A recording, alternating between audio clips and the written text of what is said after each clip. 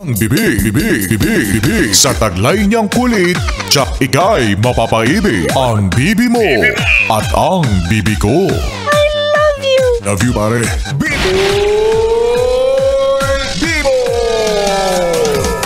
Yes, pre! Ako'y nagbabalik, DJ B-Boy Bibo, para sa ating usapan na tungkol sa utang. Utang na loob, magbayad ka na. Alam mo, yes, friend, dati akala ko nakakahiya ang mangutang. Ngayon, na-realize kong mas nakakahiya palang maningil. Diba? Paano ba naman kasi pag uutang ang bait? Pag sinisingil, galit. Pag hinahanap, nagtatago. Pag nakasalubong, biglang liliko. Mga gawain ninyo ha. Yan ang sinasabi ko sa inyo eh. Pag uutang ka, siguraduhin mo na may pambayad ka. Kasi gas-gas na yung iaabot ko sa makalawa, sa susunod na linggo, sa sweldo, hanggang sa magunaw na lang yung mundo. Oo, ano yan? Utang na nilista sa tubig, sa hangin, ganon, wala nang bayaran. Kaya ikaw, yes, friend ha, galingan mo lagi sa buhay. Magsikap ka, oo, as much as possible. Huwag kang aabot sa puntong mababaon ka sa utang. Huwag ganun, huwag kang papayag. Oo, mas okay na yung kung meron mang magigipit sa mundong ito, hindi ikaw yun, diba? Mas okay na yung sa'yo lumalapit ang mga taong gipit. Diba? Pero syempre, wag rin naman masyadong mapagsamantala. Kapag magpapautang ka, wag mo namang patungan ng sobra-sobrang laking interes. Tsaka wag ka namang namamahiya ng mga sinisingil mo, diba? Pero pera po ang pinahiram mo at hindi kasama doon ang apak-apakan mo ang dignidad ng isang tao, lalo na kapag nasa public place kayo. Kung sigaw-sigawan mo siya, kung ipahiya mo siya, grabe na. Diba? Wag ganon. Oo, pera po ay mahalaga yan. Pero mas mahalaga pa rin ang kabutihan. Alam ko naman na ubod ka ng yaman. Ano ka ba naman? Pautang naman. Sabi nila, diba, masama kapag sobra. Kaya yung mga sobra mong pera, akin na yan. Ha, ibigay mo yan kay B-Boy Bibo. Sobrang kapal ng mukha eh, no? Wala na mga yes friend. Batiin na natin ang mga patuloy na nakatutok sa 101.1 Yes FM. Ang mga yes friend natin na nagpapa-shoutout. Ayan, unahin natin ulit si ate Noriko Lee. Meron siyang pahabol na pabate. Ang sabi niya, DJ B-Boy, pa-shoutout naman kami dito, lalo na kay Papa Chris ko na napasubo. Ba't napasubo? Napasubo sa pag-aayos ng poso. Okay. Pangalawang makina na namin yan ng tubig na pumutok. Share mo lang.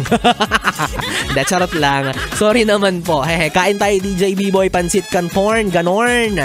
Tuloy lang ang buhay, fighting. I love you, honey ko, from the bottom of my heart. Yeah. Gusto kayo may yes sa dulo. At nagpapabati rin sa ating yes friend na nakatutok si Sylvester Cruz. Sabi niya, DJ B-Boy, pabate, gaganda po ng sounds nyo. Malalang! Baka stick to one yan. Maraming salamat, Sylvester Cruz. Gayon din kaya Kyle De Los Santos Balatero. Sabi niya, good afternoon po, pa-shoutout po kay Michael Mandate. Birthday niya po kasi ngayon. Salamat po, God bless. Ang daming nagba-birthday ngayon pero wala pa rin ako natatanggap na Shanghai. Wala pa rin dumarating na pansit dito sa office. Sabi ko naman sa inyo, kahit Shanghai na may kagat, pinapatos ko yan. Kahit pansit na walang sahog, kinakain ko yan. Basta maramdaman ko lang na birthday mo. Ganun ako katakaw. O si Paglanson pala. Paglanson PJ.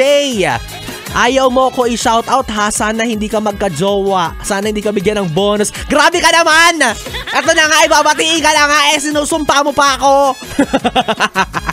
Sabi niya kasi kanina, DJ, pa-shoutout po sa dalawa kong kasama sa biyahe na si RJ at Kim. Mga nababali ang leeg. Pag may babae na nakikita, kanina pa po kami nakikinig sa iyo simula umaga. Hoy, yan ang sabi ko sa inyo, mga paalala, mga yes friend ha, sa mga nagmamaneho sa kalsada. Kapag nagdadrive po kayo, kamay sa manobela, mata sa kalsada, wag sa magandang dalaga para iwas disgrasya. Ikaw talaga, Kuya Paglanson ha. At nagpapabati rin ang Ang ubod ganda kutis artista walang bahid man siya na si Ganda Wanda. Uy, asan ka na? Nagpapabati siya dahil birthday daw ngayon ni Papa Frank. Papa Frank hotdog ka naman. Ay, ano ba yung sausage pala? Papa Frank, ano na Papa Frank? Dapat sa Monday maramdaman ko yung handa mo Balita ko senior citizen na daw siya. Ay, may 20% ng discount. Oo, makakatipid na si Ganda Wanda kapag nagpapagas siya ng L3 nila. Hi, wala na mga yes friend.